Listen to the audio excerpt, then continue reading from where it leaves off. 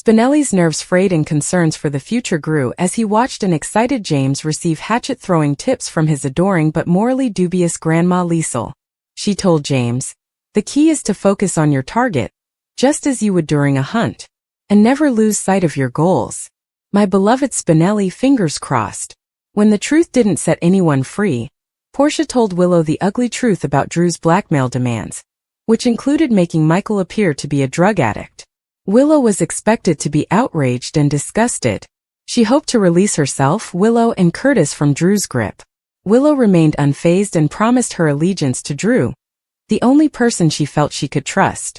Curtis then raced into the bride's chamber and revealed Nina's secret about sleeping with Drew, as if he were a surprise guest on the Jerry Springer show. He hoped to liberate Willow, himself, and Portia from Drew's clutches, but he departed before discovering that she appeared to intend to carry out the wedding regardless. Nina finally had to admit to sleeping with Drew.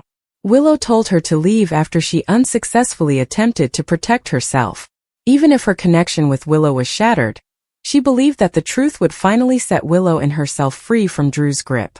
She was convinced there would be no wedding, so she was surprised to find Willow preparing to walk down the aisle. Is Willow truly in love with Drew? Does she have a revenge scheme? Or did she experience a psychotic break? We'll have to wait until next week to find out, and we can only hope that the blackmailing will stop for a bit. After only a brief talk with Willow, Liesel saw something was drastically wrong with her behavior. Portia was taken aback when Willow remained unaffected by Drew's bribes. Drew and Nina had separate revelations about Willow being the one targeting Michael and Sasha's kid, and Ava literally cringed when Nina told her everything. When your behavior embarrasses some of the who's who of the Broken Moral Compass Club. Nina's moment of truth with Willow after learning about Nina and Drew's affair. Willow poured her hurt and wrath on her mother, leaving nothing on the table. Her final blow was, "I understand you were not made out to be a mother. Perhaps because your own mother was a complete nightmare. But you don't have a maternal bone in your body. I envy Nell. She died without knowing you were her mother. I wish I'd been so lucky." Was especially harsh. If I'm being honest, Nina deserved all that was said and more, but Willow, who willfully ignored or battled against every single sign given to her for a year, needs to accept some responsibility before I can feel much sorrow or grace for her. Caitlin McMullen and Cynthia Watrose were excellent in these scenes. Willow's disbelief, fury, hurt, desperation, and weak grasp on reality were all expressed by McMullen's various reactions. Watrose once again depicted Nina's agony as a result of her own actions, which caused her to lose motherhood once more. Lucas, who is usually so nice, is spinning out and has been attacking for 2 weeks. I'm not sure what he's trying to accomplish by insulting and judging Carly, but it was heartbreaking to see these two battle. I understand he's unhappy, but seeing him go after Sunny has been like watching a chihuahua bark at a pit bull, and he really has to tone it down. The flower game on GH is always on point, but the flowers for Willow and Drew's disastrous wedding were especially stunning. The cherry blossom trees, set against an arrangement of mixed red and pink flowers, created a stunning and ethereal atmosphere in the chapel. Whoever is in charge of the flowers at General Hospital deserves special praise. It should be noted that Liesel Albrecht has committed some heinous crimes. Nonetheless, her mere presence provides non-stop entertainment.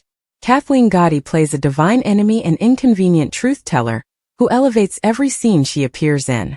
I'm double down on my feelings for Portia over the previous few weeks. I really want her to have the opportunity to deliver a complete smackdown to Drew. I'm curious how long they'll wait before revealing what was in Martin's discovered letter to Monica. What do you believe has been said? Will it include Erica Slazak's arrival in Port Charles? Will she be Victoria Lord, one of the 6 other personas, or someone else entirely? Please, writers, don't make us wait forever to find out.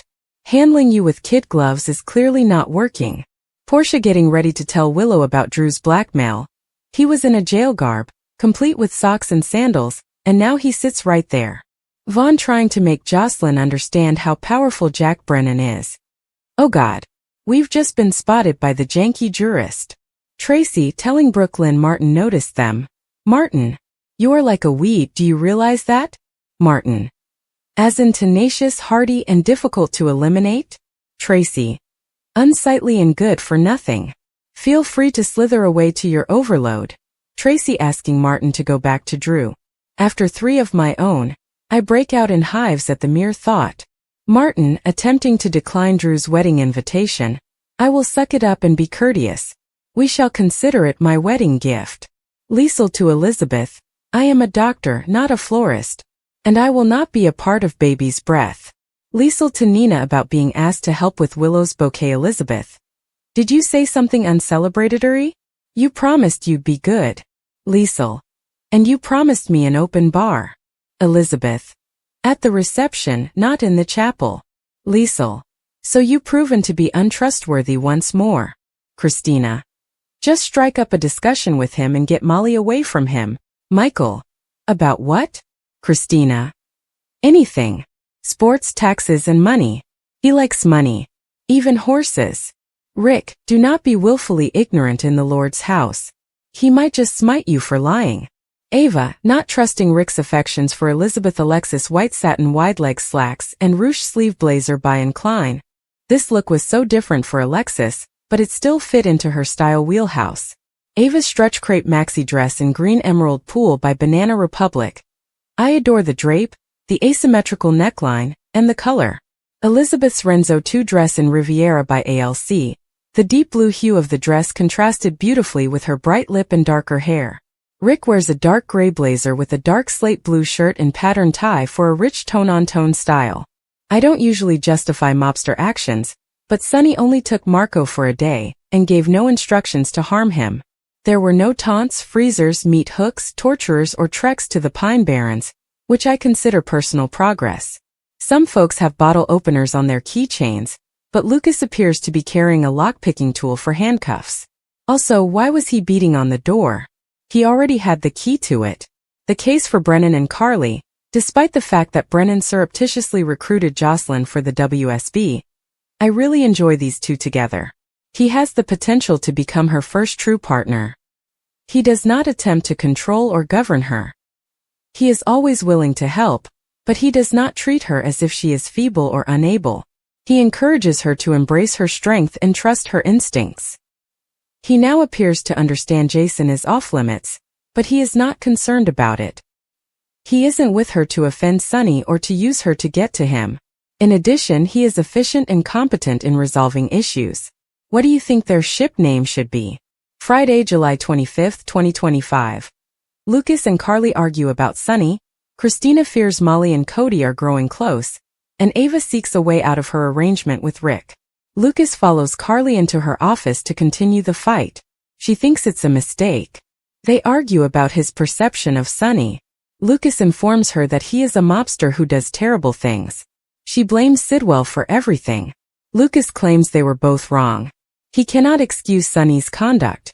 They argue Sonny's part in Julian's death, and Lucas admits to having changed his mind about Sonny. His sister believes he's simply blinded by his new relationship. Carly continues to make excuses for her ex. This just enrages Lucas, who believes she has been living in Sonny's world for too long. He refuses to take part in this and walks out.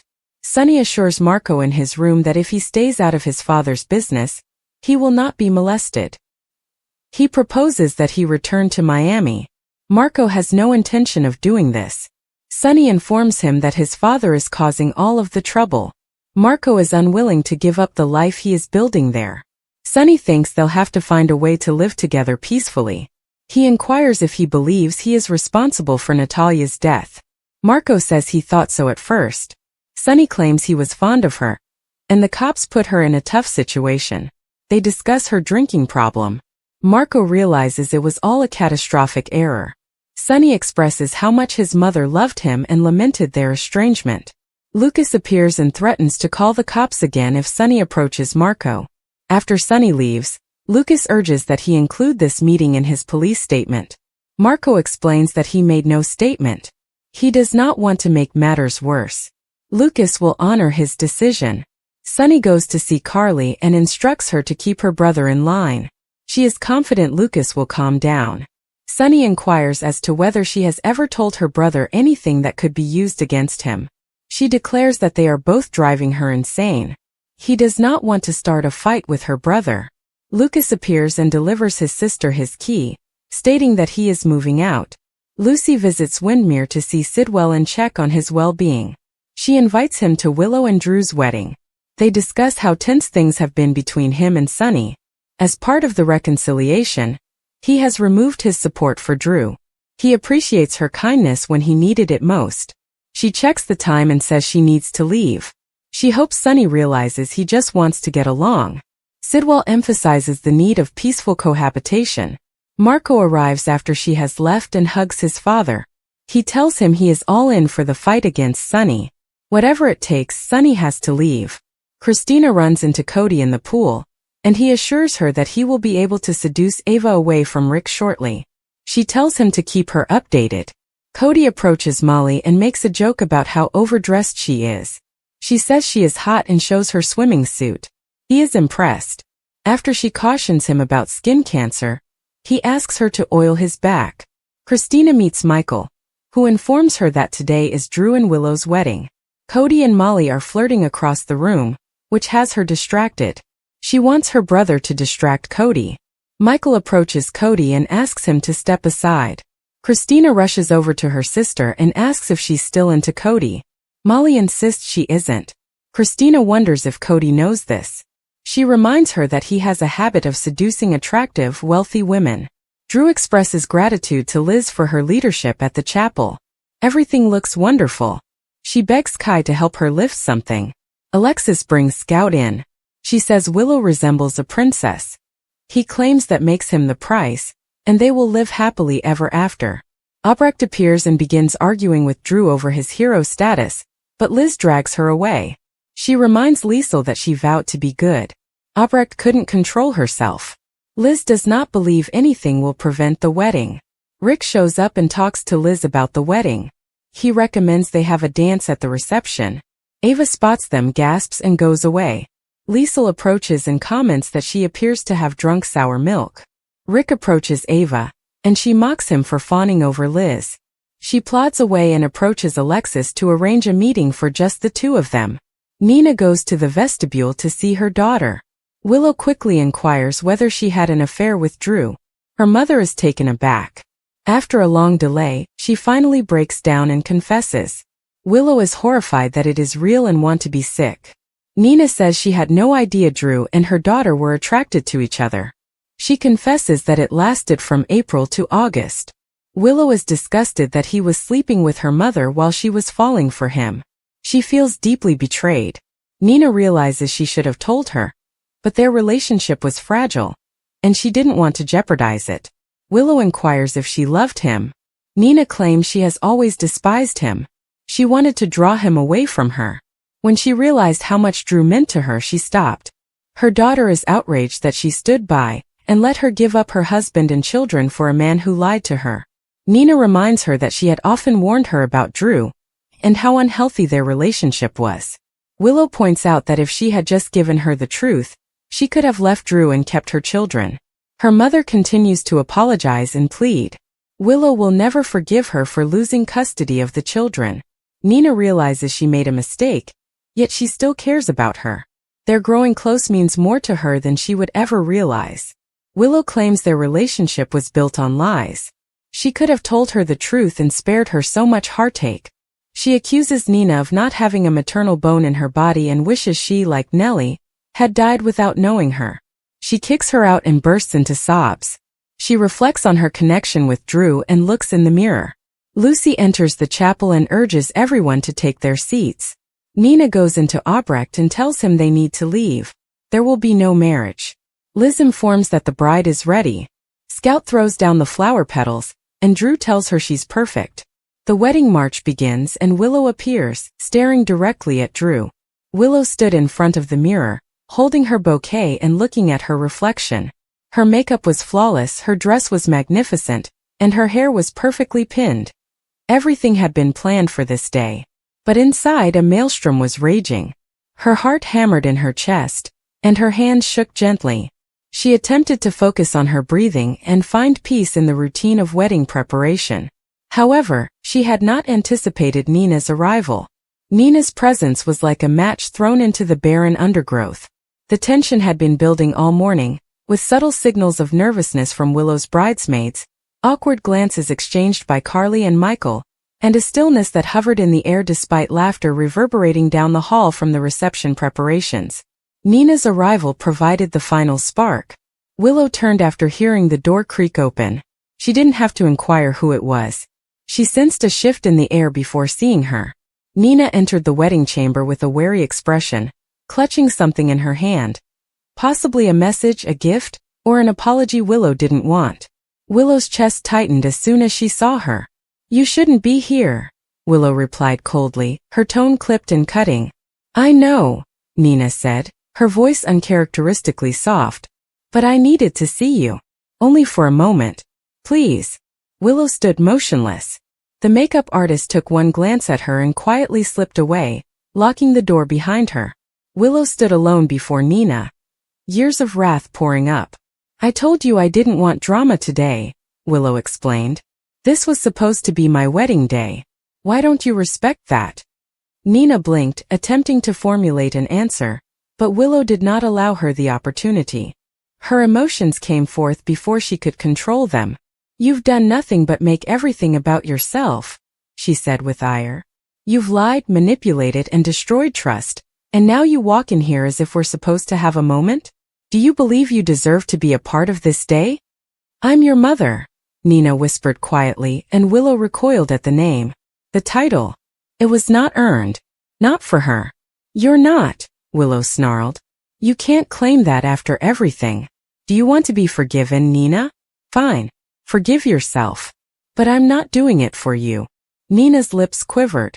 "I simply wanted you to know that I adore you, even if you can't see it."